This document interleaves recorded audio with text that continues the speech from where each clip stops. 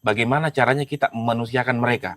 Memanusiakan manusia. Ya Pak, Oke. ketika mereka kondisinya sakit, keluarganya sakit, kebutuhan-kebutuhan di updeling itu sendiri, sarana dan prasarana kita penuhi. Contoh Pak, mungkin ada yang sengnya bocor, kita hadir di situ Pak untuk memperbaiki. Ayo membangun Banoa, ayo membangun Banoa, ayo membangun Banoa, ayo membangun Banoa. Oke, assalamualaikum warahmatullahi wabarakatuh. Waalaikumsalam warahmatullahi wabarakatuh. Kita kembali ke channel kita CBI Podcast. Itulah channel kebanggaan kita, Planter CBI. Jadi kita punya mutu, teman-teman semuanya planter. Mutu kita adalah planter ceria. Ya. Jadi walaupun kita banyak masalah, banyak tantangan, kita harus dengan rasa bahagia. Ya. Dari rasa bahagia kita muncul rasa ikhlas.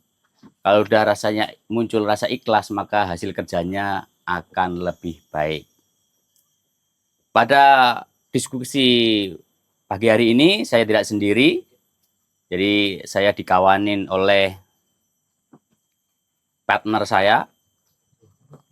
Jadi ini adalah salah satu planter regional 1 yang terbaik, namanya Bapak Parawansa.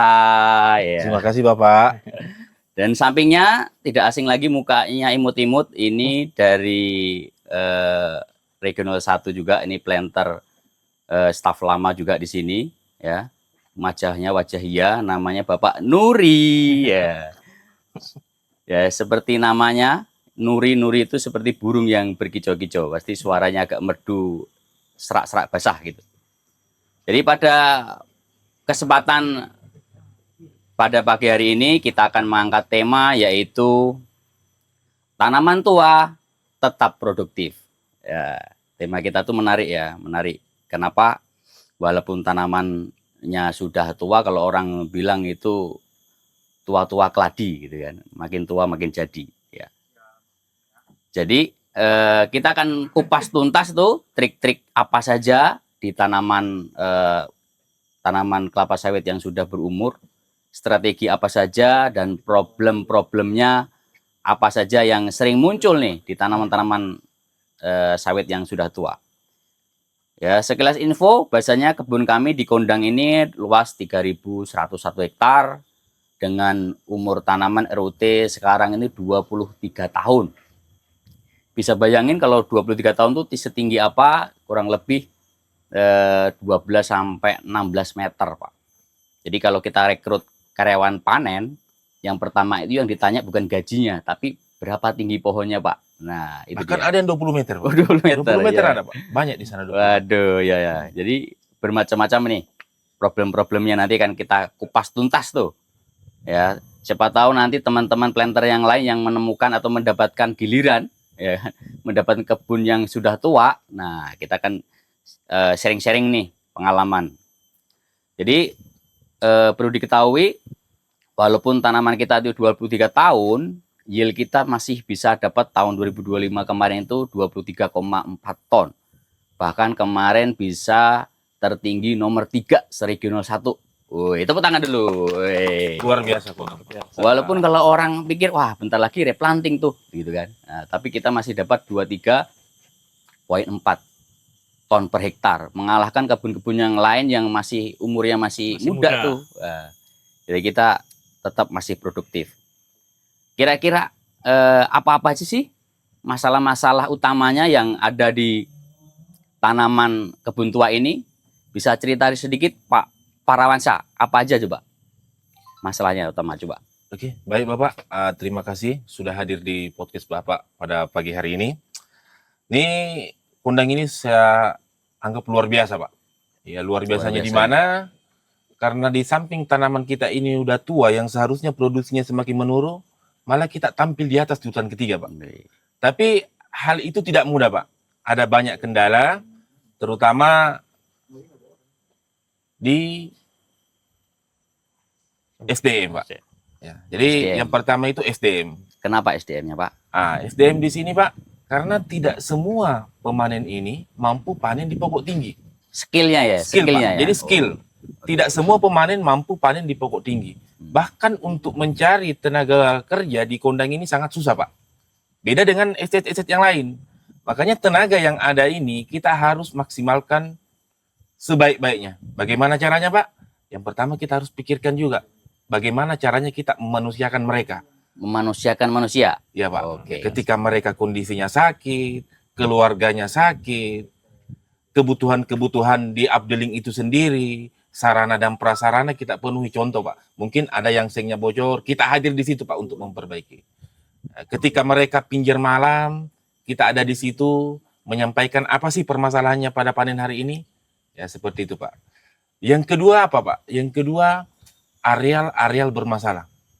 Jadi, ya mungkin di daerah Bapak juga banyak, Pak, ya? Banyak Jadi, sekali, Pak. di Kondang ini, Pak, terutama 2 updeling ini, ada Alpha Bravo ini, sangat bermasalah di areal-areal, contoh di pinggir tebing, yang memang sudah sangat kesulitan untuk dipanen. Yang pokok tinggi, ada yang sampai 21-22 meter, tapi di pokok-pokok tertentu aja, Pak. Jadi kami punya beberapa solusi, contoh di ereng-ereng kita buatkan jalan, Pak. Jalan untuk memudahkan pemanen mengangkut buah setelah dipanen. Kita buat tangga-tangga panen, ini pun terlepas dari sokongan bapak-bapak pimpinan kami, sehingga hal-hal ini bisa kita capai sehingga tidak jadi menjadi masalah lagi, Pak. Jadi banyak masalah, tapi kami pun sudah ada solusinya. Ya mungkin dari saya itu, Pak, mungkin bisa ditambahkan dari Pak Eko Nuri. Gimana Pak, menurut pendapat Bapak dengan SDM ini? Kalau menurut saya Pak, terima kasih Pak udah diundang di podcast Bapak pagi ini.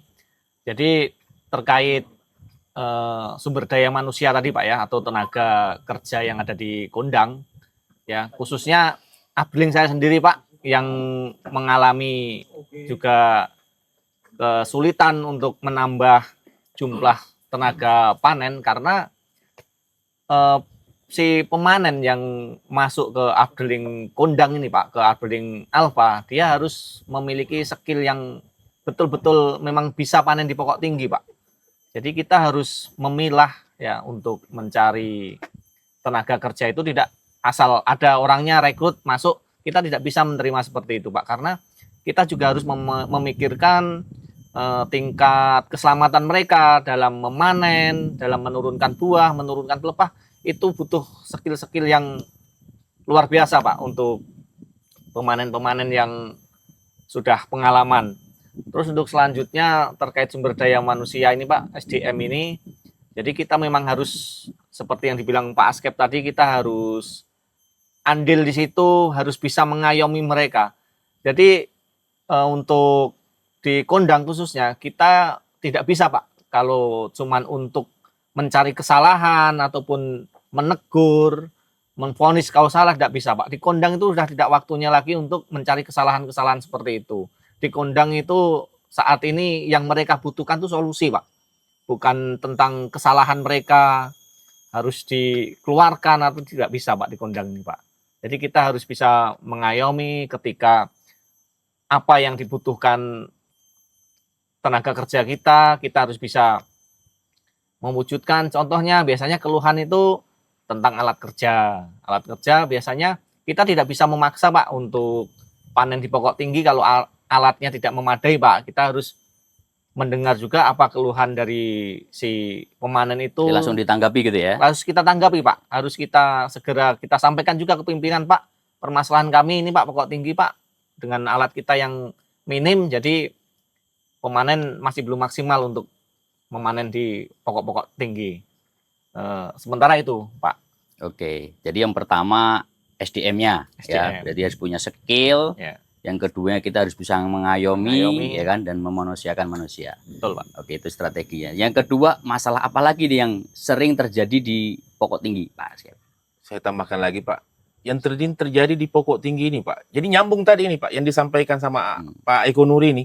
Ketika kita SDM kita kurang atau tidak memadai atau skillnya kurang di pokok tinggi, yang terjadi nanti peruningan bermasalah, Pak. Peruningan bermasalah. Peruningan bermasalah. Ketika peruningan bermasalah, yakin di situ potensi losis dan menjadi kerugian perusahaan. Betul Pak.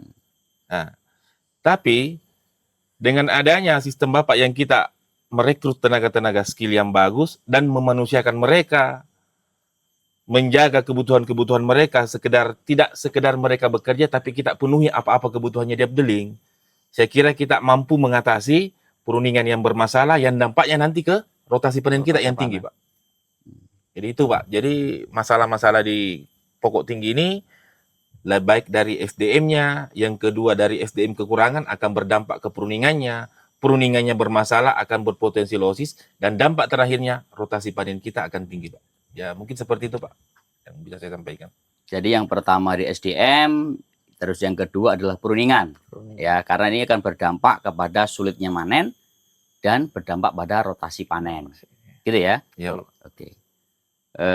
Mungkin itu pertemuan podcast kita pada kesempatan pagi hari ini. Ya, saya Ahmad Basir. Sampai jumpa lagi. Jangan lewatkan di channel-channel kita selanjutnya, ya, yang dengan tema-tema yang lebih menarik lagi. Ya, kita sampaikan penutup CB Podcast karya nyata untuk negeri. Bumi pertiwi terbentang luas, menanti uluran tangan kita, semaikan benih